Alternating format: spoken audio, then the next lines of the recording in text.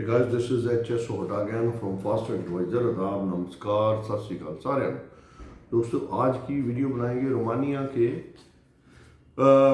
Work one two PR programme के बारे में। ठीक है, जिन लोगों को नहीं पता है उनके लिए मैं डिटेल में वीडियो बना रहा हूँ। सबसे पहले लोग कहते हैं कि शायद रोमानिया के वीज़े आ नहीं रहे हैं, जहाँ कम आ रहे हैं। देखिए, हमारे ये रोमानिया के बिल्कुल नए वीज़े, मेरे जो क्लाइंट हैं इनको मैंने कंसल्टेंसी दी है, तो इनको प्रॉपर हमारी गाइडेंस रही और इनके जो रोमानिया के टूरिस्ट वीज़े आ गए हैं। इनमें मेल भी हैं, फीमेल भी हैं।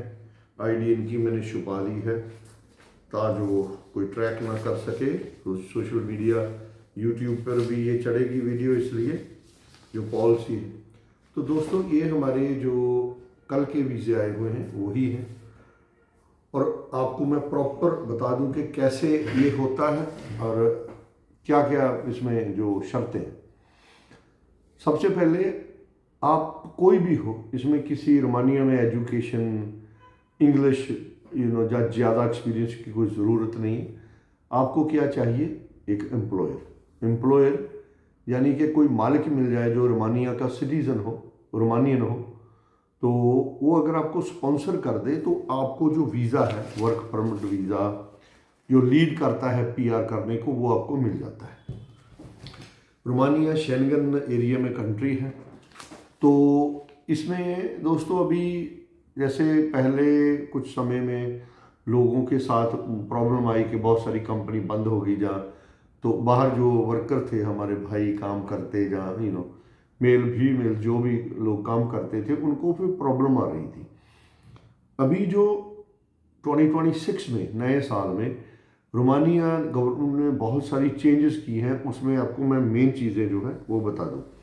नंबर एक, सबसे पहले अभी जो रोमानिया का वर्क परमिट है वो सिर्फ और सिर्फ एजेंसी, जो रिक्रूटमेंट एजेंसी है रोमानिया गवर्नमेंट की ओर से जो अप्रूव्ड है, सिर्फ और सिर्फ उनके ज़रिए ही आप जो है वीज़ा ले सकते हैं। अदरवाइज आपको वीज़ा नहीं मिलेगा। वही है जो आपको कंसल्ट करेंगी, भाई ऐसे करना है, ऐसे करना है। जहाँ देखिए, जैसे उसके आगे हम लोग आ गए, हमारी कंसल्टेंट कंपनी है, तो आप हमसे जैसे कंसल्टेंसी ले, आपके डॉक्यूमेंट के ऊपर हम काम करेंगे। ऐसे और लोग हैं करने वाले, वो करते होंगे। तो मेरा पहले सबसे, आप सुनिए, हम रिक्रूटमेंट एजेंसी नहीं, हम वीज़ा कंसल्टेंट हैं। वीज़े के बारे में हम आपको पूरा गाइड करते हैं। तो वही हमारी सर्विसेज है अगर किसी ने लेनी, कंसल्टेंसी की। वीज़ा प्रोवाइडर नहीं है, कंसल्टेंसी की हम बात करते हैं। तो दोस्तों, जो अभी एक नया रूल है इंडिया करेंसी में, वो 2 लाख से ऊपर रुपया जो एजेंसी है उसको पर हेड फी भी देनी पड़ेगी गवर्नमेंट को। खर्चा पहले से बहुत बढ़ गया है रोमानिया का। तो 2 लाख रुपया कम से कम जो रोमानिया वीज़ा की फ़ीस है हर एजेंसी को वो देनी पड़ेगी गवर्नमेंट को। 2000 यूरो है। देखिए, यूरो अभी 1 लाख से ऊपर है, तो इसलिए 2 लाख से ऊपर हो गया एक बंदे का।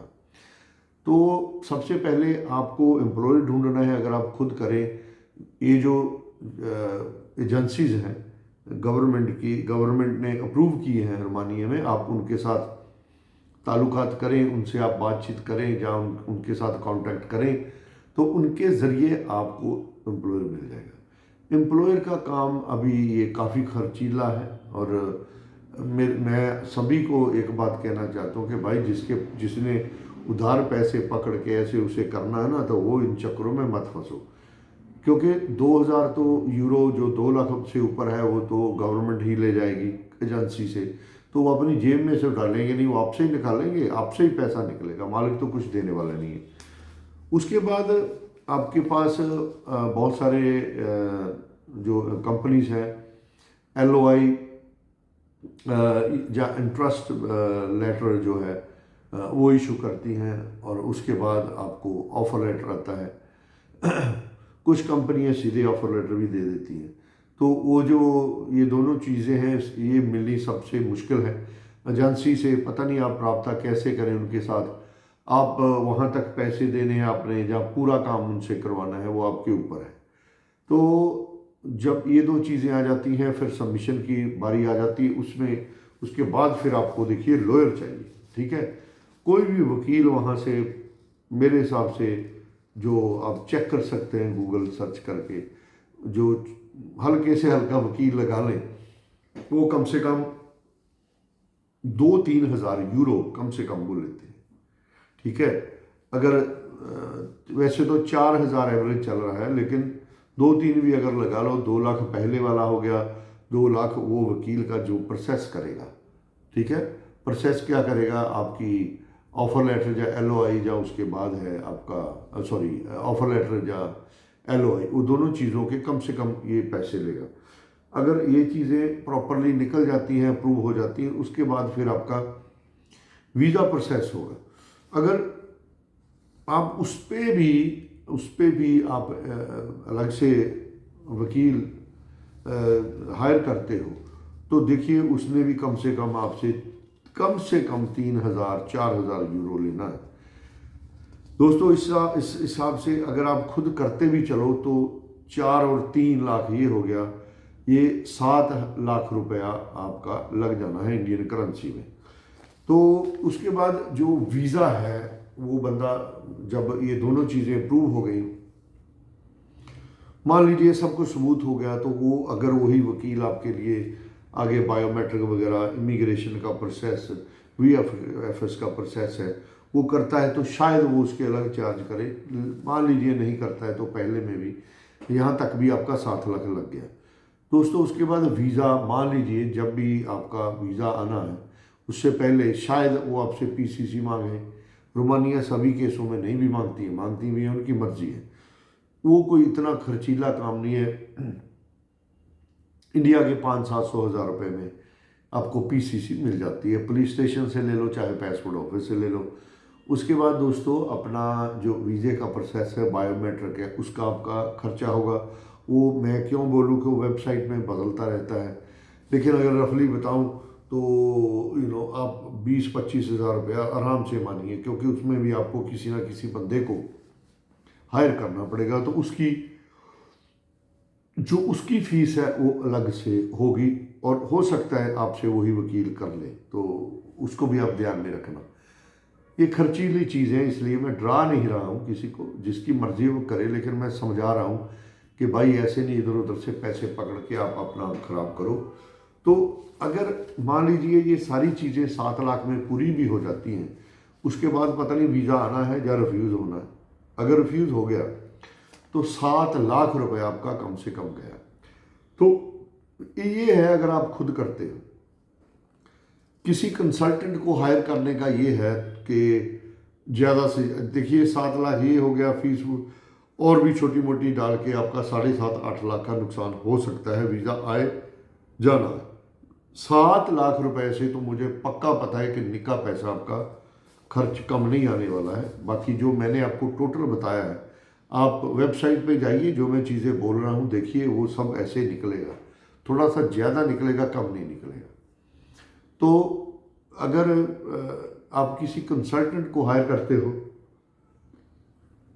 या किसी ऐसे बंदे को, भाई वो कहता मैं सारा आपका करवा दूंगा, उसमें आपका ये फ़र्क आता है कि जैसे हमारे उनसे भी लिंक है। मैं किसी कंपनी के लिए काम नहीं करता हूँ, ना हम किसी कंपनी को प्रमोट करते हैं, लेकिन हमें जो इमिग्रेशन के लॉ रेगुलेशंस हैं उसके बारे में पता है। उस तहत आपकी हम अगर हेल्प करते हैं तो उसमें क्या है कि आप बेनिफिट ये है कि 1.5-2-2.5 लाख से ज़्यादा आपका नुकसान नहीं होने वाला है। एम्बेसी की फ़ीस है ऑब्वियसली वो तो अलग होगी।